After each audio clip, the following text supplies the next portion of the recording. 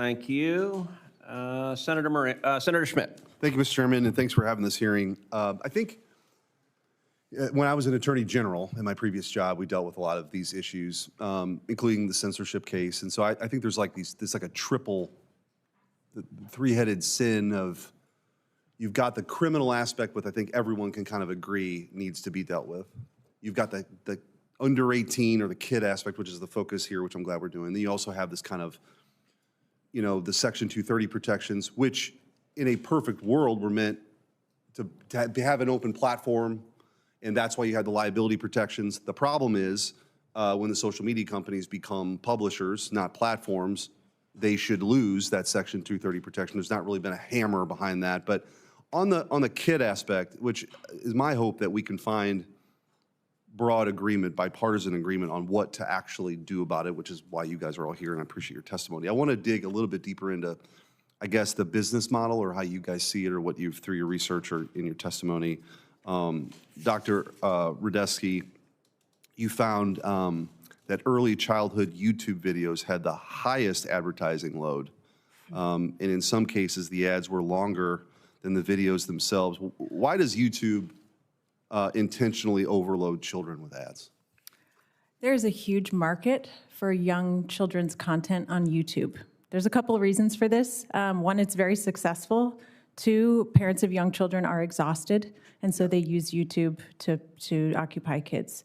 And so there's tons of ad space to be filled. There are even, I've seen YouTubers who are now instructing other YouTubers on how to create AI-generated content for young children, like little nursery rhymes, because they know it's a huge source of ad sales. So I think there should be limits on the ad load and the way that kids' attention is monetized. And just, this is I don't know the answer to this. It's an open-ended question to you or anybody else. So I'm Gen X. So the big, controversy when I was growing up was Saturday morning cartoons were a thing like that. Like you got up and you watched some cartoons on Saturday morning, and there was all this, cereal ads. This was something this now seems, rather innocuous, but big cereal was in front of the, kids, and then we would go to the grocery store and tell mom to get something, right?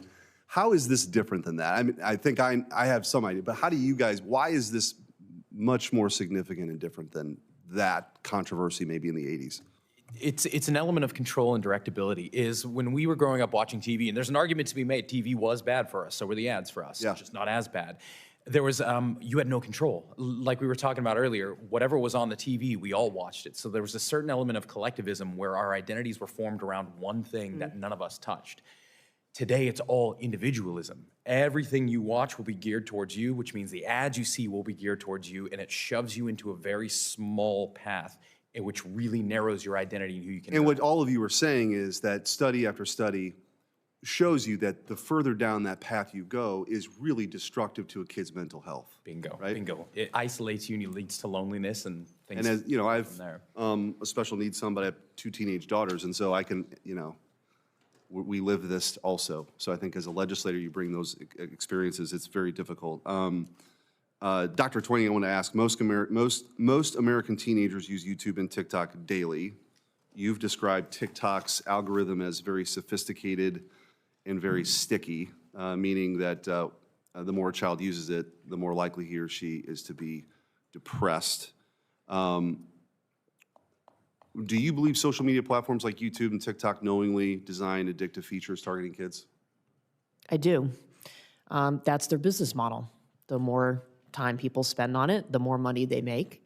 So they have poured millions, if not billions of dollars into those algorithms to make sure people use the app as much as possible. And TikTok in particular, their internal research, they know that is especially effective with children and young teens because of brain development and impulse control.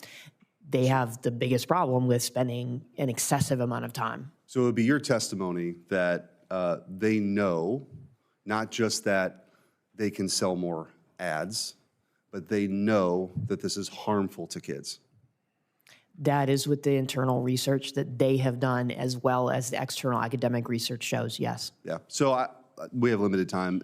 I appreciate you all coming here. I know it's not easy to get to Washington, but my hope is that we could come together on something that it's much harder to deal with adults and what algorithms do and First Amendment issues and terms of service. But with kids, we have the ability to do something about that, and it's my hope that we will. Thank you.